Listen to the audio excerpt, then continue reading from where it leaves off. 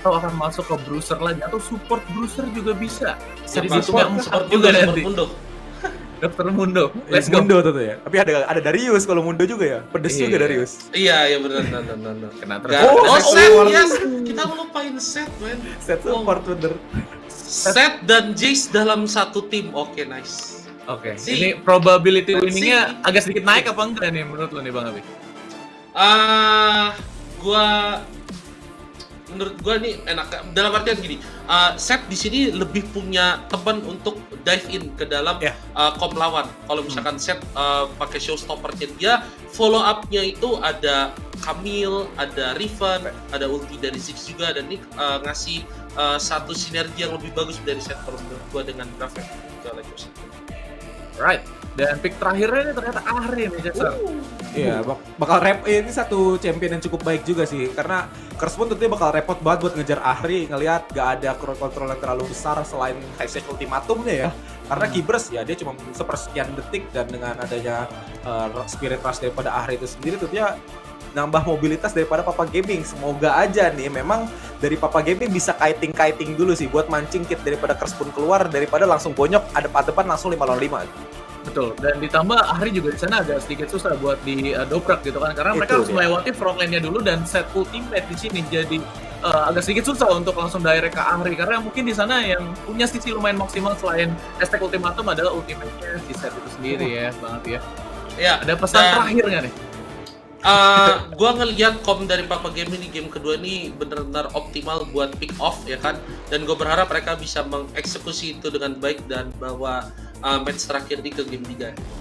Oke, bawa match ini ke game 3, jadi artinya perpanjangan nafas akan dilakukan oleh Papa Gaming pastinya, karena gue nggak mau tim yang kita berdua predik di sini gagal pasti atas Cesar. Alright, jadi kita bakalan langsung masuk ke game yang kedua di match yang keempat di hari ini. Terima kasih Bang Abi, dan kita akan kembali lagi dengan Cesar pastinya ya Sar ya. Iya. Kersbon kali ini ya. Udah kayaknya sih kalau ngelihat dari ini bener kan prediksi gue satu kan, dia bakal main 4 bruisers. Main 4 bruisers, Relivice di belakang untuk ya in and out-nya memang agak sulit sih dari arah Kersbon ya. Kalau udah in ya in doang, nggak ada out lagi gitu buat Kersbon. Tinggal gimana Papa Gaming sekali lagi yang gue udah bilang sebelumnya, manfaatin kitingnya, karena ini salah satu ada apa tuh kayak performa yang cukup baik juga lihat. Flashnya ketangkep loh. Oh my god, flashnya ketangkep, flash breakernya pun connect, dan satu first blood. Ini baru gue mau omongin. Salah satu kebiasaan Darius di level 1 adalah Jumawa. Dia pasti pukulan 1 lawan 1 gitu loh. Dengan ada satu intervensi yang cukup baik dari Rikit. Ini satu poin yang sangat baik menurut gue buat Riven ya di bagian atas.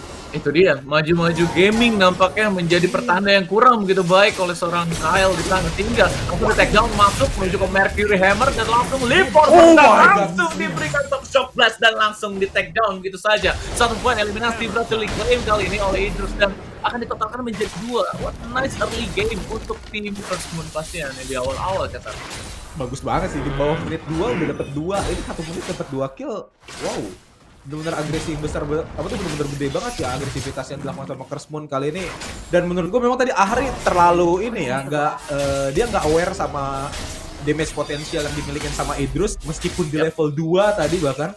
Karena kita tahu Jace punya 2 mode, Cannon dan juga Hammer yang punya skill setnya masing-masing gitu loh. Let's say dia level 2 punya 4 skill, dan itu udah cukup banget buat ngabisin Ahri yang tadi udah mulai berkurang 1 bar tadi dia. Tapi sementara itu bagian bawah Face Breaker juga berusaha untuk menahan pergerakan dari kawan-kawan Papa Gaming. Hampir saja satu agresif turret lagi bisa membunuh seorang Hanzo, tapi masih bisa selamat kali ini. Iya ya. Yang sayangnya tadi memang dari face breaker-nya nggak kena Tangonya. 2 target ya. Kalau misalnya kena 2 target kan itu ada bonus stun duration ya. Jadi masih bisa dimanfaatkan di sana agro damage output yang dimiliki oleh tim Kersmon. Tapi sayangnya mereka hilang 1, nggak masalah. Mereka masih bisa membayarkan di nantinya. Dan ini masih menit kedua juga. Jadi untuk di wave yang kedua dari jungle itu sendiri akan coba untuk diamankan oleh masing-masing jungle seharusnya. Dan di top lane akan menjadi incaran kayaknya kali ini, karena lagi-lagi untuk yang kedua kalinya Kyle agak sedikit offside dan manajemen wave minion yang bagus banget sehingga nggak begitu jauh ya dari sungai ini dari seorang Breezy. Nico, iya betul. Nico ya. Iya, dan Niko-nya benar-benar bisa nahan wave yang bagus, manajemennya Sehingga kita tahu dari arah Kylie sekali lagi dia pakai Darius pasti main agresif gitu kan, apalagi lawan Riven yang bener-bener jaraknya dekat banget buat bisa dapetin last hit. Dengan pemanfaatan wave management yang cukup baik kayak gini, dia bener-bener aman buat farmnya karena kita tahu Riven untuk fight di bagian awal ini dia cukup sulit juga meskipun kita ada broken wings punya tiga charge gitu loh, tapi misalnya lawan Darius percuma kalau udah kena 5 hit hemorrhage gitu kan. Jadi mendingan main aman dulu aja buat awal-awal.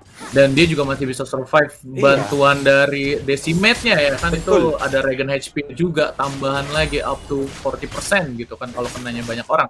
Dan Curse Moon kali ini kayaknya mereka masih coba buat tahan dulu. Setup mereka bakalan dilakukan mungkin lebih dari 30 lagi kita bakalan start. Untuk next epic monsternya, Lau sudah berhasil mendapatkan vision di sana bahwa Freezy berada di red buff.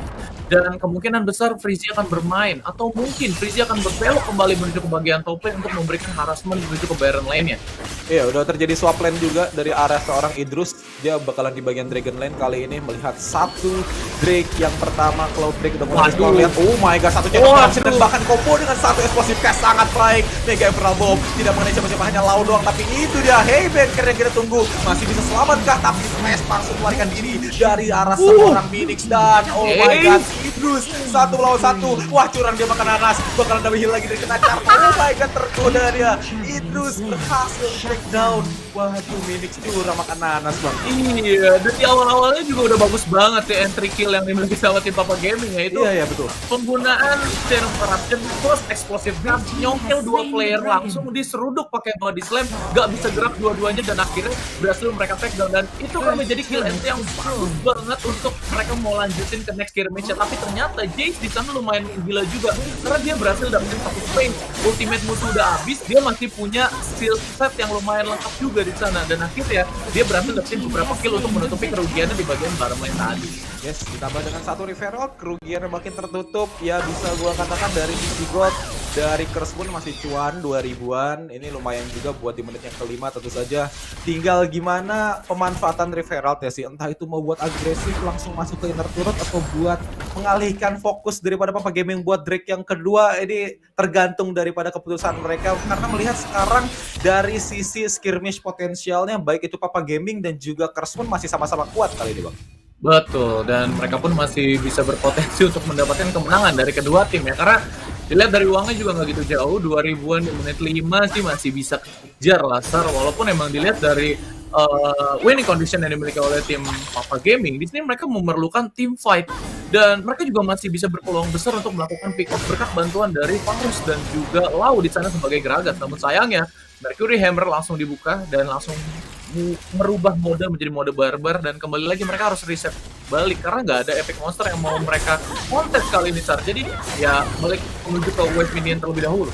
Betul, dan itu bakalan percuma juga buat Curse Moon ya, malah membahayakan diri mereka karena kalau misalkan mereka kena di choke point kayak tadi lagi, explosive cast kena kayak tadi lagi, ini bakal makin amsyong banget tentunya buat Curse Moon. Dan ini pergeseran cukup baik buat nge-push di area Dragon Lane, melihat memang daripada kemungkinan objektif fight-nya ini bakal muncul lagi di bagian Drake-nya sih, karena kalau misalkan bisa dapetin satu turret di bagian bawah ini bakal lebih oke lagi, melihat apalagi ada satu showstopper yang belum dikeluarkan dari dia. RKO bakal muncul dan oh my god, Quest Breaker ditampol bukanya, langsung berdiam diri dia dan dua hack dan ultimatum menjadi penutup dari arah Curse Moon. Wow, gila. Itu yang gue bilang setup-nya tuh kayak gitu, Bang. Itu cakep banget tadi setupnya ternyata yang dilakukan sama tim Curse Moon, dan bahkan ada trapping yang dilakukan oleh Freezy kali ini. Masuk ke Precision Protocol, kelar. Satu turretnya habis, dihancurin, dia langsung direct setnya ultimate. Showstopper dibuka, tiga-tiganya kena damage dan langsung dijemput sangat baik sekali oleh teman-teman dari Curse Moon. Dan akhirnya mereka mendapatkan 4 poin kill dan juga satu outer turret berkat bantuan dari referral yang berhasil mereka amankan sebelumnya. Yes, dan ini sebenarnya showstoppernya tadi udah berusaha kayak di counter sama Tanzo ya. Tanzo langsung pakai tadi punya ultimate juga, ya dengan satu ultimate-nya juga langsung nahan, punya tembok di bagian sana sehingga pergerakan daripada Curse Moon bertahan. Tapi face breaker-nya dia kena 3 orang, dapat bonus stun, dapat ketarik lagi masuk ke arah setnya, dan ya udah di situ makin nyayur aja damage daripada teman-teman dari Curse Moon. Betul, dan akhirnya mereka dapat 4 kill, dongkrakan Gold lagi-lagi berhasil mereka amankan kali ini. Chester di menit 7 udah beda 5 ribuan juga. Dan dilihat dari gold gain-nya, Riven di sini udah jadi 3 item dan bahkan Stasis menjadi pilihan utama dia untuk masuk ke encounter. Nah, 2 item pertamanya BC dan juga ada 1 Dead Dance ya harusnya yang udah diamankan. Itu akan bisa menambah sustainability dan ternyata kata Isam di sini bakal langsung menghasilkan 1 poin eliminasi dan bahkan perlu dibantu juga oleh Ahri di sana, tapi nggak masalah, ini adalah weapon pro dan mereka masih berpotensi buat dapetin 1 outer turret yang memang nggak ada diisi sama siapa-siapa. Iya, 1 outer turret dan juga tadi di bagian objektif ya, di referral juga udah mau keluar tapi langsung dibenerin, tapi ternyata 1 explosive cast yang bakal bisa di body slam yang enggak lihat. Badan digempal dari mana seorang Gragas langsung mendapatkan ke depan, Haymaker-nya memukul mundur kawan-kawan dari Papa Gaming dan cukup baik performa daripada Cursemoon menahan pergerakan dari Papa Gaming. 1 outer turret terselamatkan tadi, Bang. Betul, 1 outer turret terselamatkan ditambah berkat bantuan dari Mega Inferno Bomb juga sih. Jadi cuma nyisain 1 gerobak mie ayam warna merah doang ya kan. Agak sedikit susah buat lu ngelakuin push kalau tinggal 1 gerobak dan itu pun HP-nya nggak full juga gerobak yang nggak bisa dilanjutin. Dan ada follow up Camille yang bagus banget pakai tactical sweep-nya dan bahkan kali ini udah sekali dari seorang Hydro dan ditembak gitu saja pakai shock blast. Namun sayangnya Kyle Presence kali ini memberikan impact yang lumayan oke untuk tim PGM melakukan next skirmish-nya, namun gak minat kayaknya nge-up nih dari teman-teman Cursemoon-nya. Mereka berpindah menuju ke next Rift Herald yang memang available untuk mereka amankan. Iya, Rift Herald-nya available dan juga Lau di sini masih belum punya explosive cast ya. Ini satu informasi yang cukup baik juga dimiliki sama Cursemoon. Gak punya 1 kit yang sangat-sangat bisa gue katakan jadi game changer dari arah Papa Gaming. Ini bakal jadi 1 potensi terbesar juga melihat sebuah kitnya bakal available. Tapi sekarang, oh my god, itu dia Fast Breaker lagi dan oh my god, wow, dari arah seorang Ziggs di sana. Mega Inferno benar-benar memberikan ledakan yang sangat besar. Cursemoon berhasil mendapatkan 4 orang tadi setnya. Oh my god, ini setnya bener-bener berkali-kali loh, Fast Breaker bisa 3-4 orang, Bang. Iya, ini ibaratnya Tanzo membuat tembok untuk mengurung teman-temannya biar kena itu kena Mega Inferno pun semuanya tahu itu mereka nggak bisa keluar dari Cataclysm. Cuman gara-gara si Prisia tadi masuk pakai kabel dan langsung direct gitu aja mereka tangkap pakai Cataclysm, akhirnya Prisia nggak bisa keluar. Tapi di sana ada follow up yang bagus banget dari tim Cursemoon dengan adanya area of effect dari Rikit dan juga Real Voice di sana bisa mempotensikan skill yang dimiliki oleh mereka. Dan akhirnya kali ini ada serangan balasan juga Black and Drag, let's go. Namun sayangnya Golden Aegis di sana Hikop nggak mengenai sisi sama sekali dan bahkan hanya terkena satu scatter charge yang berada di bagian top lane. Kita bakal berpindah gitu saja, Decimer bakalan coba untuk dibuka dan langsung Gluten yang agak sedikit telat kali ini Stasis dan langsung di finish. Stasis yang kurang begitu on time, tapi ada 1 tim lagi yang di bawah. Cataclysm dibuka, Black and Drake pun langsung melontarkan seorang Jace dan Jace-nya harus tumbang begitu saja. Padahal sudah diberikan bait dari seorang Kyle di sana. Yes, dan Kyle nggak ke take down juga. Tadi win slash-nya kurang damage ya buat masuk ke area Darius. Meskipun ternyata 10.000 loh. Gold daripada Riven. Nico kali ini benar-benar unggul cukup jauh dibandingkan lawannya. Darius untuk lane match up-nya dengan hampir menuju 3 item. Dia mau masuk ke arah Solari, Bang. Betul. Dia mau masuk ke arah Solari. Di sini Riven damage itu Riven bikin semi tank aja menurut gua udah cukup oke. Dia bermodalkan 1 Black Cleaver, dia udah punya damage output cukup kuat ditambah sama Solari. Bagian belakang Varus, Obito dan juga Minix, dia ini bakal harus lebih berhati-hati lagi tampaknya, Bang. Iya, karena memang mereka membutuhkan damage output tambahan juga di sisi front line-nya gitu kan. Dan dilihat dari item-item yang dimiliki sama mereka, justru di sini Idrut yang lebih menuju ke item kit armor penetrate. Dia benar-benar dibutuhin banget dari tim fight dan fight tadi nggak ada Idrutnya. Sehingga ya merajalela lah bruiser-bruiser yang dimiliki sama tim Papa Gaming gitu kan. Dan mereka bisa mendapatkan jumlah poin eliminasi yang lumayan oke juga dari di bagian top lane. Namun itu nggak menutup kemungkinan untuk tim Papa Gaming mendapatkan lead di bagian late game-nya nanti. Karena ini tergantung dari core yang dimiliki sama mereka sih. Iya, dan belum ada terlihat item anti healing sebenarnya buat ngelawan Darius ya. Dari Raptors pun, tapi mungkin mereka lebih fokus ke arah penetration dan juga damage output biar lebih bisa one shot lah kasarnya nge-delete kawan-kawan dari arah Papa Gaming. Karena melihat di menit yang ke-12 dari sisi goldnya 7.000 tidak sejauh sebelumnya dari arah Cursemoon, tentu saja masih memiliki keunggulan dibandingkan Papa Gaming, apalagi 1 Rift Herald bakalan dikeluarin di bagian atas kali ini, Bang. Betul, itu cuma distraksi aja nggak sih, karena 30 Drake. detik lagi ya. Itu, ya. ya. Ini bakalan up. Dan next Drake bisa kita tahu Infernal 20 detik lagi akan langsung jalan begitu saja, dan di bagian top lane juga diskonnya lumayan lama, dan Darius sudah mengantisipasi akan referral tersebut karena di sana dia masih bisa melakukan clear wave dan membuat si referralnya itu agak sedikit delay pergerakannya agar mereka nggak bisa menuju ke bagian inner top lane-nya. Dan akhirnya kali ini Curse Moon mereka harus berpotensi mendapatkan satu Infernal Drake karena is a must, kudu mesti wajib fardu ain. Kalau misalkan nggak dapat itu sayang banget. Dan Dariusnya akhirnya backup dan akan ada sweeping juga yang dilakukan sama mereka, dan akhirnya Infernal Drake di lane secara bersih kali ini. Gak mau pakai lama-lama aktif aja, bakal berlanjut, dan ternyata terus tahu bersama dengan para player yang bersama dan Mercury yang berlaku dibuka, dan Julius Skies berhasil menemukan seorang gerakan di sana. Kyle dalam trade game dengan menggunakan protokol sampai sayangnya langsung saja dikejar kembali lagi Black and Black. Berhasil diamankan oleh seorang Jace dan mental tapi dicolok sama Riven karena memang udah hilang kayaknya hidupnya ya. Oh my god, itu showstoppernya bang, bener-bener out of nowhere banget, RKO banget loh. Oh, tiba-tiba dia dapat memang satu orang, tapi ngebantingnya suplex ya, bener-bener kena 5 orang mungkin di bagian belakangnya. Dan wow, Curse Moon di bagian choke point kayak tadi, gang sempit kayak gitu, Papa Gaming kena semua efek area of control dan juga area of damage daripada Curse Moon nggak bisa ngapa-ngapain. Yang bisa Papa Gaming lakukan tuh cuma tadi berlindung di balik ini ya, inner turret, berharapkan kalau misalkan kawan-kawan daripada Curse Moon-nya ketabok sama agro turret doang bang. Itu emang yang ngebunuh seorang Idrus sih tadi, gagal dapat penta. Dan kalau lu tahu ya positioningnya udah mah di choke point, nah itu tuh dia ngegunain showstoppernya, itu dia langsung ke belakang. Jadi kapanpun face breaker-nya dibuka, itu bakalan pasti kena. Chance-nya buat kena lebih dari 2 orang juga bakalan besar banget di sana Cesar. Karena memang titik berhenti si showstoppernya ini yang membuat vital dari tim Papa Gaming, sehingga mereka kesulitan setelah si showstoppernya itu habis di-cast, dia nggak bisa escape dari sana. Nah itu dia betul, dan juga follow up-nya gitu loh, Idrus punya Shock Blast-nya juga tadi, dan juga Relevance langsung kelempar Mega Infernal Bomb, bener-bener damage output masuk secara sekaligus, dan itu dia Papa Gaming nggak bisa berbuat apa-apa lagi gitu loh. Mereka mau maksa fight juga udah keburu bonyok kan, dan itu bakalan bikin apa ya, nggak berarti juga. Mungkin tadi keputusan cukup baik untuk Papa Gaming, tapi ini sekarang bakal ada satu katalism terlalu maju tadi, nggak antisipasi ada seorang Minix di balik bush, dan satu kill berhasil diamankan oleh Papa Gaming. Iya, dan Darius pun hampir tumbang dia di sana, dan akhirnya berhasil dapetin Regen dari Decimate dan juga mengkill beberapa minion yang ada di bagian bottom lane. Dan sebetulnya itu informasi yang bagus banget ketika Gragas dan juga Tanzo udah buka 2 ulti dan mereka nggak mendapatkan apa-apa, cuma bisa ngepil beberapa HP yang hilang gitu kan. Tapi di lain sisi Idrusnya di take down, ini akan menjadi buah yang manis sekali untuk tim Papa Gaming, dan mereka bisa dapetin winning condition yang oke dari segi jumlah yang mereka miliki saat ini. 4 lawan 5 soalnya nih. Keburu Idrus yang follow up, mereka masih bisa melakukan fight sekarang. Iya, tapi kayaknya nggak bakalan itu kecuali kalau ke gap di duluan. Lihat di bagian depan, Rikit ketahuan saja, tapi masih punya satu gargoyle.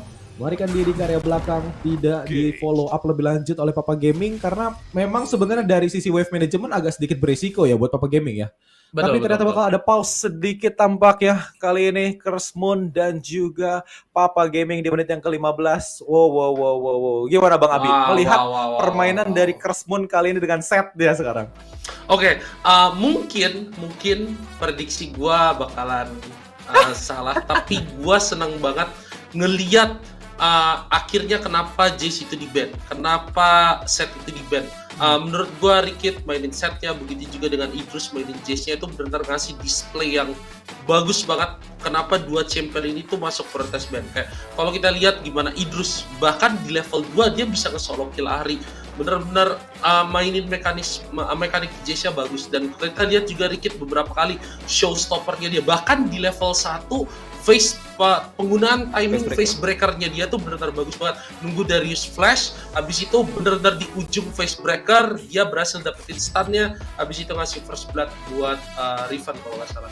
Benar-benar sangat memuaskan ya nonton Jace dan juga set yang dipick sama Curse Moon di game kedua ini. Betul, gue setuju sih. Apalagi perbedaan dari setnya ya, kayak signifikansi dari showstopper ya yang di match sebelumnya dan di match yang sekarang itu beda banget. Apalagi dari jemputan damage-nya juga itu beda banget. Itu yang dan beberapa titik vitalnya itu sebenarnya di mana si showstopper itu turun, itu kayak menandakan bahwa ini bisa di follow up apa enggak, udah itu aja.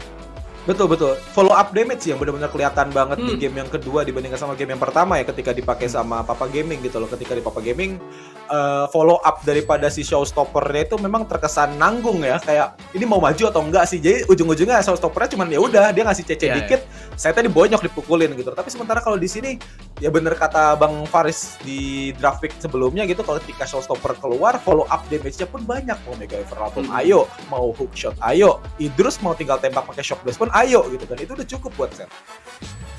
Ya, dan ini kayak bikin draft yang dibikin oleh Cursed Moon dengan pick terakhir mereka menggunakan set, jadi ketemu sinerginya ya, dan eksekusi mereka juga bagus. Bahkan kalau ada kita lihat mereka tuh gak ragu untuk kayak melakukan diving dan melakukan team fight, kayak coba untuk masuk ke area-area yang visionnya mungkin dibuka sama showstopper. Kayak tadi kalau misalnya kita lihat yang Idrus dapat quadra kill, itu kalau menurut gua mantap banget. Showstopper yang belakang kayak yang tadi di-mention sama Faris, habis itu semua area exit-nya itu ke cover sama face breaker dari si set itu sendiri, dan akhirnya bisa dieksekusi dengan bagus juga sama Cursed Moon. Iya, itu perfect banget sih, dan choke point juga gitu, jadi enak. Oke, kita bakal lanjut lagi dan bakal ketemu lagi sama Bang Abi di post game-nya abis ini nih, karena kita bakalan lanjut bersama Cesar. We back again, Cesar kali ini ya. Game-nya masih panjang nih, Sar. Adrenalin masih kenceng nih, masih adrenalin teras nih gue nontonnya sudah ya. Waduh. Tapi ya karena pause tadi tempo sedikit mengendur ya tentunya dari arah Cursed dan juga Papa Gaming, nggak terlalu intens banget juga dari pergerakan keduanya, masih berusaha untuk membetulkan dari mereka punya wave management. Aja kalau misalkan berusaha kontes masuk ke Baron, kalau misalkan wave manajemennya masih jelek, masih ke-push di area minion tiap lane-nya, ini bakalan jadi satu Baron yang sangat berisiko. Apalagi di bagian bawah, terus pun berhasil dapetin satu event turret. Iya ya, dan ada Scuttler juga yang berhasil diamanin sama tim Cursed Moon ya. Nah, ini dia bakalan lebih tenang nih buat ninggalin Baron Nashor-nya. Karena 15 detik lagi bakalan up next Dragon once again. Ada satu tactical sweep dan langsung dikurung gitu saja. Dengan pula satu hashtag untuk mendapatkan follow up dengan pula satu the sky. Langsung menumbangkan seorang Cloud di sana. Sayangnya nggak ada follow up lanjutan dari teman-teman tim Papa Gaming. Mereka udah kehilangan satu support yang lumayan berdampak menuju ke pick off yang mereka, dan akhirnya mereka harus kiting kembali dan harus menelan satu kepahitan untuk kehilangan Drake yang keempatnya kali ini.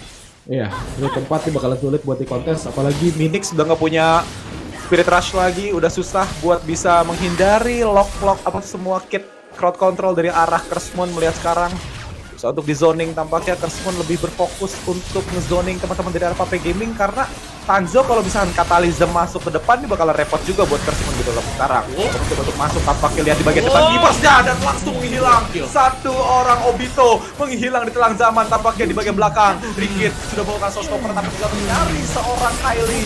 1 lawan 4 bisa apa? Bapak Lurah Darsono pun nggak bisa ngapa-ngapain kalau di 1 lawan 4, dan tim Ace berhasil dapatkan oleh Cursed Moon.